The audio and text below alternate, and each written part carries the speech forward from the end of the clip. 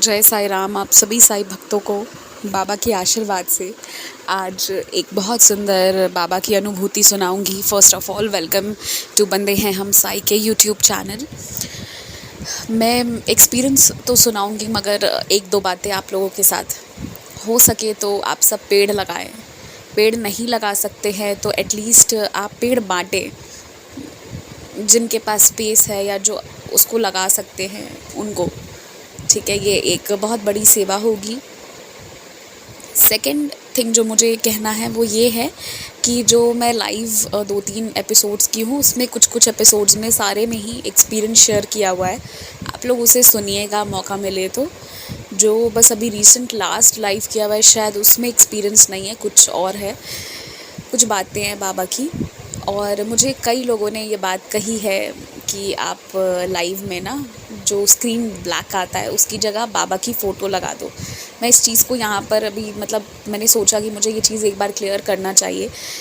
अगर मैं वो करने जाऊँगी ना तो फिर मुझे मंदिर में बैठकर करना होगा अपने, और वो ट्राइपॉड स्टैंड पर उसको फ़ोन को लगाकर करना होगा।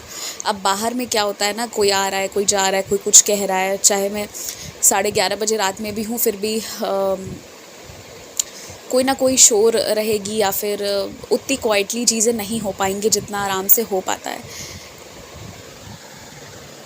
इसलिए मैं कमरे में बैठकर करती हूँ। और सबसे बड़ी बात ये है ना कि जब मैं लाइव कर रही होती हूँ तो अक्सर मैं आराम से बैठी रहती हूँ या फिर मैं कई बार सोई भी रहती हूँ और आराम से वैसे आप लोगों से बात कर रही होती हूँ, तो मैं रिलैक्स होके अच्छे से लाइव कर पाती हूँ। नहीं तो शायद मैं बहुत कॉशियस हो जाऊँगी फिर अगर मैं कैमरा को लगाऊँगी तो कि ये गिरे ना, ये सीधा रहे, ये सारी चीज़ों पे मेरा ध्यान रहेगा, तो I am not comfortable in that.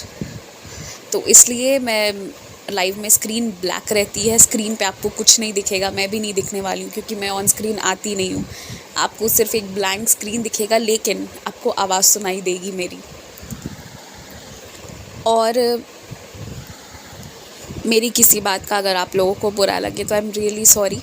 मैं इस कोशिश में हूँ कि अब हम ना सुबह जो है वो मेडिटेशन करेंगे, ठीक है, और वो गाइडेड मेडिटेशन होगा। वो मेडिटेशन सिर्फ ऐसा नहीं होगा कि हम मंत्र पर ध्यान कर रहे हैं, हम अपनी बॉडी पर भी काम करेंगे, ठीक है।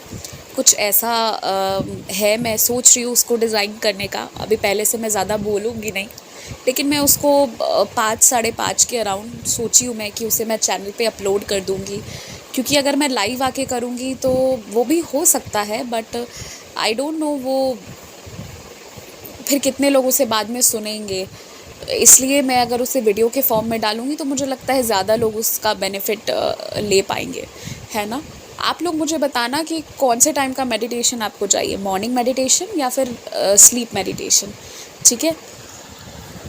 ओके, अब मैं एक्सपीरियंस पर आती हूँ, है ना। बहुत सारी बातें हो गई, छोटा सा अनुभव है। अब ये किसी को नहीं पता क्या हुआ इसमें, मगर बाबा की कृपा है बस। क्या होता है कि ये जो डिवोटी हैं जब ये अपने इन लॉज के घर जाती है ना तो ये रात को अपनी ईयरिंग्स निकाल कर अपनी मदर इन लॉ के हाथ में दे देती है, और हर सुबह जो है वो बाबा जी के पास रात को रख देती हैं और हर सुबह ये वहीं से लेकर ईयरिंग्स पहन लेती है। ये ईयरिंग्स बहुत स्पेशल थी क्योंकि इनके जब बेटे का जन्म हुआ था उस वक्त इनके भाई ने इनको गिफ्ट दी थी, तो it is kind of a memorable gift. तो ये ईयरिंग्स इनके लिए इस कारण से थोड़ी ज़्यादा स्पेशल ईयरिंग है। अब क्या होता है कि इन्होंने जो है वो ईयरिंग्स का सिलसिला हर दिन ऐसे ही होता था, ये दे देती थी और अगली सुबह बाबा के पास से उठा लेती थी। एक दिन क्या हुआ कि इन लोगों को सुबह कहीं और जाना था तो इन्होंने ईयरिंग तो रात को दे दिया, मगर सुबह जो है वहाँ से ईयरिंग उठाई नहीं। इन्होंने जो है वो दूसरी जो ईयरिंग इनके पास थी वो दूसरी वाली पहन ली, क्योंकि ये वाली ईयरिंग्स पहन के इनको वहाँ नहीं जाने का मन था। तो इन्होंने इसे यहाँ छोड़ दिया था और देखने भी नहीं गई ये और जो दूसरी ईयरिंग है उसे पहन कर ये चली गई। फिर वो शाम को वापस घर आ गई। फिर जब अगली सुबह हुई तो क्योंकि हर रात जो है वो बाबा के पास ही ईयरिंग रखी होती थी तो रात को इन्होंने दे दिया था और सुबह जो है इन्होंने लिया नहीं था। एक दिन के बाद अगले दिन जब ये गई लेने के लिए तो इन्हें वहाँ पर ईयरिंग मिली ही नहीं। जब इन्हें इनकी ईयरिंग्स नहीं मिली ना तो फॉर अ सेकेंड इन्हें लगा कि हो सकता है कि इनकी मदर इन लॉ जो हैं उन्होंने कहीं अच्छे से रख दिया हो, बिकॉज़ एक दिन इन्होंने पहना नहीं था। तो ये पूछने के लिए गई, तो वो बेचारी वो और जल्दी थोड़ा घबरा जाती है, ठीक है ना। तो वो बोली कि नहीं, तुमने तो मुझे दिया नहीं था। तो इन्होंने कहा नहीं नहीं, मैंने आपको दिया था और मैंने ना अगली सुबह पहना ही नहीं है। तो वो भी घबरा गई कि अब ये क्या हो गया earring, and this earring is very special. इसके पीछे कहानी है, ये गिफ्ट है, किसी स्पेशल इंसान से ही गिफ्ट है ये। भाई तो बहुत स्पेशल इंसान है, तो अब क्या होगा। तो ये लोग दोनों चिंता करने लगे। इन लोगों ने इयररिंग्स को ना खोजना शुरू किया। इनको इयररिंग्स नहीं मिली, कहीं नहीं मिली। और उसके बाद जो है ना 2 दिन तक ये लोग खोजते रहे।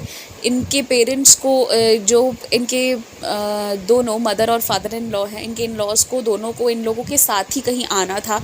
इनका 1 दिन डिले भी हो गया और इयररिंग कहीं मिल ही नहीं रही थी। लिटरली इन लोगों ने हर जगह खोज लिया, जितना टाइम इनके पास था वापस आने के पहले इन लोगों ने सारी जगह खोजा, मगर इयररिंग्स कहीं नहीं मिली। तो एक टाइम के बाद ना इन्होंने फिर बाबा से कहा कि बाबा शायद तुम्हारी मर्ज़ी है, अब जो तुम्हारी मर्ज़ी है, लेकिन सोना गुम जाना हम अच्छा नहीं मानते। और ये उनके बेटे के जन्म पर मिला था, तो इनको इस चीज़ का बुरा लग रहा था। तो इन्होंने कहा बाबा प्लीज़ आप मतलब अगर अच्छा ठीक है आप नहीं दोगे तो कोई बात नहीं, नहीं तो फिर आप मिलवा दो हमें कि वो जहाँ रखा है, या तो हमारा ध्यान सीधा वहाँ जाए, नहीं तो फिर रहने दो, नहीं तो फिर मतलब मैं ये मान लूँगी कि आप नहीं चाहते कि वो मुझे मिले।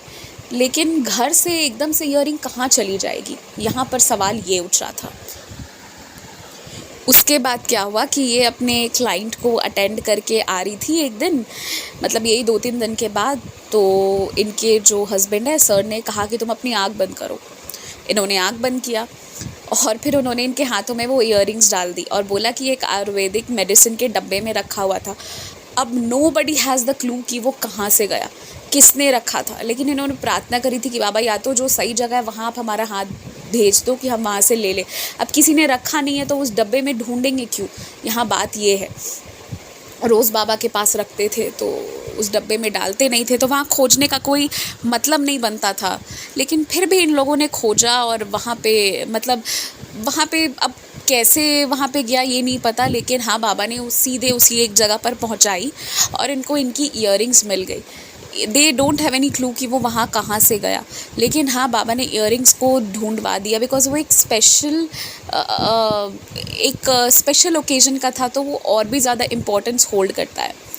और मुझे लगता है कि gold is something which is very precious. तो अगर किसी से गुम हो जाए तो बहुत उसको अशुभ भी मानते हैं और बुरा भी बहुत ज़्यादा लगता है, बिकॉज़ उससे बहुत सारा वेल्थ का लॉस हो रहा है। तो बाबा ने ये सब इनके साथ होने नहीं दिया। और इनका छोटा सा बेटा है जो बहुत क्यूट है, इन्होंने मुझे वॉइस मैसेज भेजा था, उसकी इतनी प्यारी आवाज़ है। He is also a Sai devotee, is very small right now, बहुत छोटा है अभी काफ़ी ज़्यादा, पर इतने प्यार से उसने ओम साई राम जय साई राम, मतलब वो साई बाबा का नाम कह रहा था ना, एंड बाबा खुश होते होंगे सुनकर बहुत। मतलब मुझे बस ये लगता है कि बाबा ब्लेस करना, बहुत ब्लेसिंग्स देना।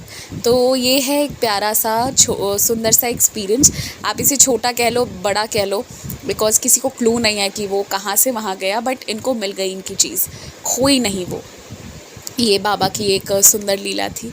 बस इसी के साथ जय साई राम। अगर किसी को मेरी कोई भी बात बुरी लगी हो आज, पहले, कभी भी, तो मुझे माफ़ कर देना। और आप सब अपना ध्यान रखिएगा। अगर आप लोगों को एक्सपीरियंस शेयर करना हो तो डिस्क्रिप्शन में मेरा व्हाट्सएप नंबर और मेरी ईमेल आईडी का लिंक, ईमेल आईडी मेंशन्ड है, आप उसके थ्रू कनेक्ट हो सकते हैं। और जिनको प्रेयर रिक्वेस्ट ग्रुप में ऐड होना हो, जेन्युइनली प्रेयर करेंगे, वो लोग मुझे मेरे व्हाट्सएप नंबर पर अपना नाम लिखकर भेज सकते हैं। जय साई राम।